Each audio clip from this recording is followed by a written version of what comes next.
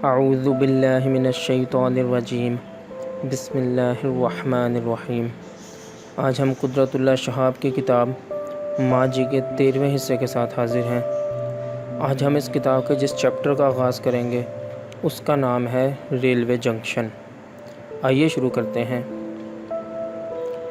کتنی چھٹی پر آئے ہو؟ نثار نے چھوٹتے ہی بغیر الیک سلیک کے پوچھا۔ 15 دن کی، میں نے جواب دیا۔ بہت خوب، چلو اس بار تمہیں لاہور کی زمین دوز مال گاڑیاں دکھائیں گے، نثار نے فیصلہ صادر کیا۔ میں سیر کروں گا، وہ کچھ دیر سوچ کر مشفقانہ انداز سے کہتا ہے۔ تم کہانیاں لکھنا۔ یہ لائحہ عمل ہم دونوں کے حسب منشا ہے۔ چنانچہ شام ہوتے ہی نثار مجھے مال روڈ پر ایک ہوٹل میں لے گیا۔ ہوٹل کے لان پر ہم کمال بے حیائی سے ایک ایسی جگہ پر جا ڈٹے جہاں پہلے سے 1-2 ایڈیٹر، چند نامہ نگار، کچھ ریڈیو آرٹسٹ، کچھ ادیب اور چند کرگے باراں دیدہ صورت کے سیاسی حضرات براجماں تھے۔ چائے کا دور چل رہا تھا۔ ایک صاحب کولڈ ٹی نوش جان فرما رہے تھے۔ یہ کولڈ ٹی اس گرم چائے سے مختلف ہے جو گرمیوں میں ٹھنڈک پہنچاتی ہے اور جسے معمولی ذہانت کے انسان پیا کرتے ہیں۔ یہ مشروب خاص لاہور کی ایجاد ہے اور دستور کے مطابق ایجاد کی ماں بھی ضرورت ہے۔ وہ ضرورت پروبیشن کی وجہ سے اکثر حضرات کو پوشیدہ امراض کی طرح لاحق ہو گئی ہے۔ دانشوروں کی اس محفل پر پوسٹ مارٹم کے کمرے کی فضا بڑی شدت سے چھائی ہوئی ہے۔ قوم کی لاش سامنے ٹیبل پر دھری ہے اور ہر شخص اس کا کوئی نہ کوئی عضو ہاتھ میں لیے بڑی چابک دستی کے ساتھ پوسٹ مارٹم کرنے میں منہمک ہے۔ روحانی، جسمانی، ایمانی اور سیاسی امراض سے لے کر خودکشی کے نفسیاتی اسباب تک بڑی تندہی سے تشخیص ہو رہی ہے۔ علاج تجویز ہوتے ہیں، نسخوں پر گرما گرم بحث ہو رہی ہے، میز پر مکے پڑتے ہیں، کرسیاں الٹتے الٹتے بچتی ہیں، لیکن اس وقت کی ساری بیماریوں کا واحد علاج صرف اس چائے دانی میں ہے جس میں کولڈ ٹی بڑی احتیاط سے محفوظ ہے۔ کولڈ ٹی والے صاحب پیالی سے منہ لگائے مزے مزے کی چسکیاں لے رہے ہیں اور اپنے ارد گرد کف درد دہن مسیحاؤں کے طوفان بدتمیزی کے باوجود بڑی لا تعلقی سے داغ کی ایک عشقیہ غزل گنگنا رہے ہیں۔ آج سینما کا پروگرام ہے؟ کولڈ ٹی صاحب نثار سے پوچھتے ہیں۔ جی نہیں، آج دوسرے پروگرام ہے، نثار میری طرف اشارہ کر کے دوسرے کے لفظ پر خاصا زور دیتا ہے۔ کولڈ ٹی صاحب اینک اتار کر مجھے سر سے پاؤں تک بڑے غور سے گھورتے ہیں۔ نثار، تم نے ابھی ان کی کیا تعریف کی تھی؟ کس جگہ کے میونسپل کمشنر ہیں یہ؟ نثار کہا لگا کر ان کی تصحیح کرتا ہے۔ میونسپل کمشنر نہیں بھائی، یہ برخودار ڈپٹی کمشنر ہے، ڈپٹی کمشنر۔ کولڈ ٹی صاحب قطعی مروب نہیں ہوتے۔ ٹھیک ہے، وہ بڑے مربیانہ انداز سے فرماتے ہیں۔ اس نازک زمانے میں ایک ہاتھ ڈپٹی کمشنر کو ہاتھ میں رکھنا کوئی معیوب بات نہیں ہے۔ پھر وہ کمال شفقت کے ساتھ میری ڈھارس بندھاتے ہیں۔ برخودار، تم بے فکر رہو، میں لاہور میں تمہاری موجودگی سے پورا فائدہ اٹھانے کی کوشش کروں گا، انشاءاللہ۔ یہ بچہ لاہور کی زمین دوز مال گاڑیاں بھی دیکھنا چاہتا ہے، نثار مؤدبانہ گزارش کرتا ہے۔ یہ ان پر کہانیاں لکھے گا۔ تم کہانیاں بھی لکھتے ہو؟ کولڈ ٹی صاحب اس انداز سے پوچھتے ہیں جیسے کہانیاں لکھنا کوئی بہت بڑا اخلاقی جرم ہو۔ کہاں لکھتے ہو؟ میں خجالت سے منمنا کر نقوش، سویرا، ساقی، ہمایوں، ادبی دنیا وغیرہ کے نام لیتا ہوں۔ یہ رسالے کہاں چھپتے ہیں؟ میں نے تو نہیں دیکھے۔ کولڈ ٹی صاحب کی نظر میں میری ادبی پوزیشن گر جاتی ہے۔ وہ اپنی اینک دوبارہ آنکھوں پر لگا لیتے ہیں اور مشفقانہ انداز میں مجھے یہ رائے دیتے ہیں کہ اگر مجھے کہانیاں لکھنے کا اتنا ہی شوق ہے تو شمع، ڈائریکٹر اور چنگاری میں لکھا کروں۔ کولڈ ٹی کا آخری پیالہ حلق میں انڈیل کر وہ ان رسالوں پر اپنی گراں قدر رائے کا اظہار بھی فرماتے ہیں۔ اس مختصر سی علمی و ادبی بحث کے بعد جب ہم ہوٹل سے نکل کر ایک تانگے میں سوار ہوتے ہیں تو نثار اور کولڈ ٹی صاحب کا تانگے والے سے تبادلہ خیالات شروع ہو جاتا ہے۔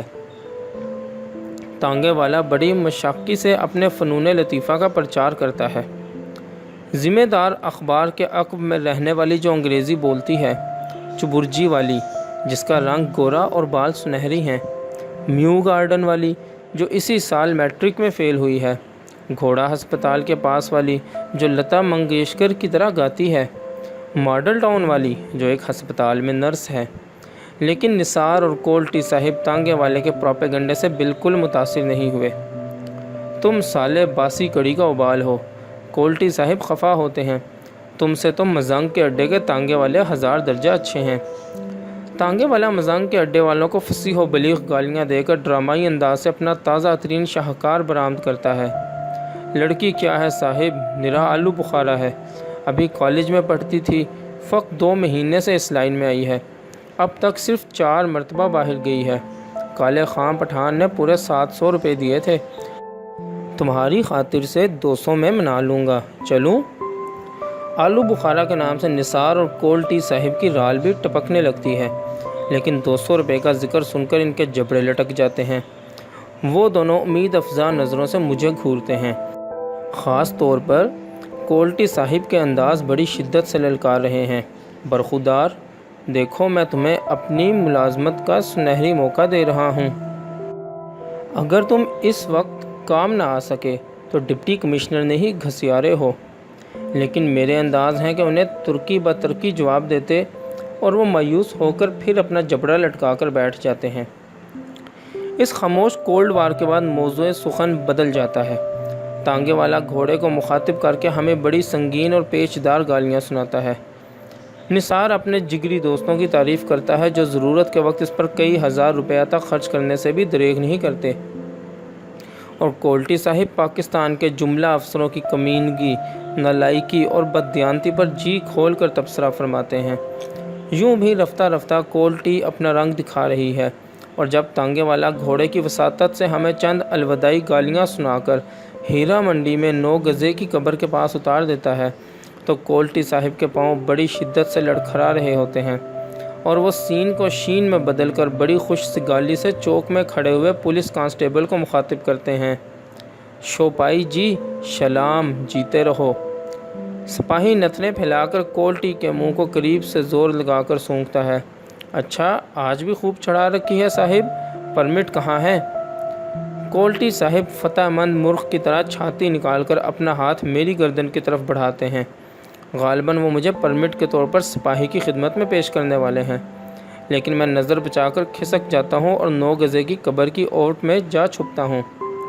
مجھے غیر موجود پا کر کولٹی صاحب کی چھاتی کا تناؤ ڈھیلا پڑ جاتا ہے، اور وہ اپنی شرٹ کی جیبیں ٹٹول کر 5 روپے کا نوٹ کانسٹیبل کے ہاتھ میں دے دیتے ہیں۔ کانسٹیبل اس پرمٹ سے مطمئن ہو کر چلا جاتا ہے۔ نثار اور کولٹی صاحب کی گرمی گفتار سے ظاہر ہوتا ہے کہ اس وقت ان کے درمیان میری ذات کا مسئلہ زیر غور ہے۔ وہ کچھ دیر میرا انتظار کرتے ہیں اور پھر غصے سے ایک طرف چل پڑتے ہیں۔ 9 گزے کی قبر کے پاس زیادہ دیر ٹھہرنا خطرے سے خالی نہیں ہے، کیونکہ وہی پرمٹ والا سپاہی اب مشتبہ نگاہوں سے بار بار میرا جائزہ لے رہا ہے۔ میں واپس لوٹنے کے لیے کوئی ایسا راستہ اختیار کرنا چاہتا ہوں جہاں نثار، کولٹی صاحب اور پرمٹ والے کانسٹیبل سے میرا سامنا نہ ہو۔ اس تلاش میں میں ہیرا منڈی کی بے شمار پیچ در پیچ گلیوں کے تانے بانے میں الجھ جاتا ہوں۔ اس حمام میں سب ننگے ہیں۔ گلیوں اور سڑکوں پر مٹر گشت کرتے ہوئے شائقین، قدم قدم پر چیل کی طرح جھپٹتے ہوئے دلال، دروازوں اور دریچوں میں گڑیوں کی طرح سجی ہوئی عورتیں، اپنے رنگ برنگ ملبوسات کے باوجود ساری مخلوق الف ننگی ہے، اور ان کے جسم اور اذہان ایک ہی بے آواز سر پر بڑی ہم آہنگی کے ساتھ رقص کر رہے ہیں۔ فضا میں کچے گوشت کی بساند رچی ہوئی ہے، اور بڑی بڑی پاور کے کمکموں کا اجتماعی نور گلیوں اور سڑکوں پر برس کے داغوں کی طرح پھیلا ہوا ہے۔ مجھے رہ رہ کر خیال آتا ہے کہ یہ عورتیں جو دروازوں اور کھڑکیوں میں گردنیں لٹکائے بیٹھی ہیں، یکا یک پھر سے اڑ جائیں گی اور ابابیلوں کی طرح اپنی چونچوں میں کنکریاں اٹھا کر ساری دنیا کو اپنے نرغے میں لے لیں گی۔ لیکن عملی طور پر کنکریوں کی جگہ میری گردن پر چھپاک سے بلغم کا ایک بڑا سا غلغلہ آ گرتا ہے، جو ایک ادھموئی سی عورت دریچے میں بیٹھی بڑے اطمینان سے کھنکار کھنکار کر نیچے تھوک رہی ہے۔ میں اپنی گردن کو اس غلاظت سے پاک کرنے کی فکر کرتا ہوں تو خدا کی خاص رحمت میری دستگیری فرماتی ہے، اور ایک گلی میں مجھے مسجد نظر پڑتی ہے جس کے ایک دروازے پر کالی سیاہی سے یا اللہ اور دوسرے دروازے پر یا محمد لکھا ہوا ہے۔ یہ چھوٹی سی مسجد دو بلند و بالا عمارتوں کے درمیان بڑی بے کسی سے جکڑی کھڑی ہے۔ اندر پیشاب اور پخانے کا تعفن ہے۔ ایک طرف نالی میں بیئر کی چند خالی اور شکستہ بوتلیں اوندھی پڑی ہیں۔ وضو کے لیے ایک پرانا حمام ہے جس کا پانی لعاب دہن کی طرح کثیف ہے، باسی اور بڑے زوروں سے ہمک مارتا ہے۔ نہ جانے اس مسجد کو دیکھ کر میرے دل میں ریل کے انجن کا خیال کیوں آتا ہے جو تیز رفتار سے چلتا چلتا اچانک پٹری سے اتر گیا ہو۔ ہیرا منڈی سے بھٹکتا بھٹکتا آخر میں شاہی مسجد میں آ پہنچتا ہوں اور خدا کی کھلی فضا میں اطمینان سے زور زور سے سانس لینے لگتا ہوں۔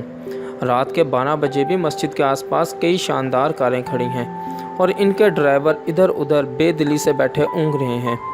یہ شرفا کی موٹریں ہیں جو اپنی بیگمات سے اجازت لے کر شاہی مسجد میں آہ نیم شبی یا اقبال کے مزار پر ہدیہ عقیدت پیش کرنے یہاں آیا کرتے ہیں۔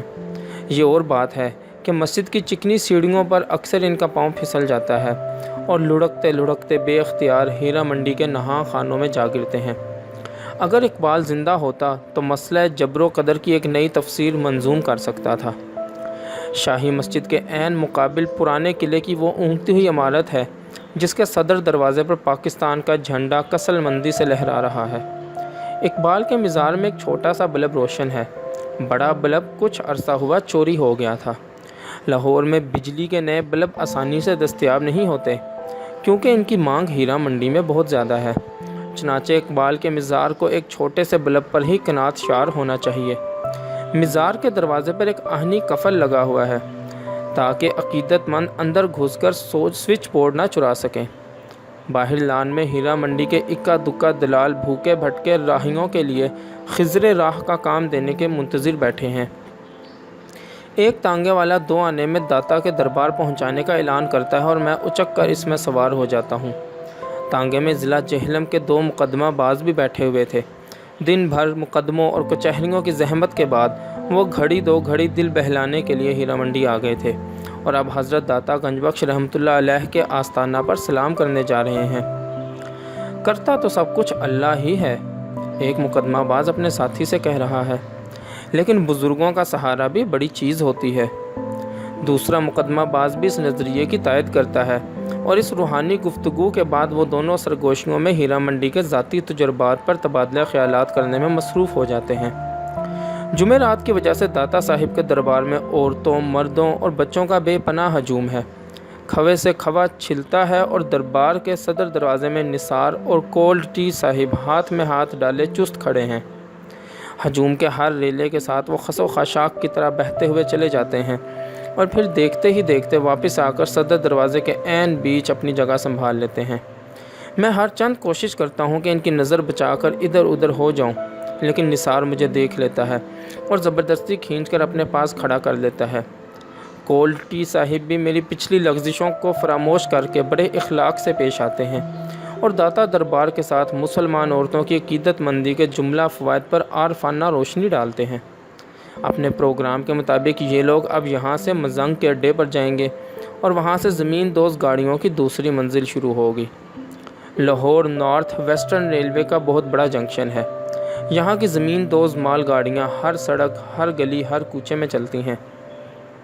جگہ جگہ سرخ بتیوں کے نشان ٹمٹماتے ہیں، لیکن ان بتیوں کے باوجود کئی گاڑیاں کانٹا بدلتے بدلتے چوک جاتی ہیں اور اکثر تصادم کے حادثات وقوع پذیر ہوتے رہتے ہیں۔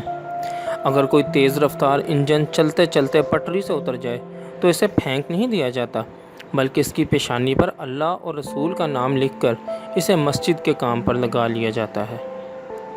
باقی انشاءاللہ اگلی ویڈیو میں۔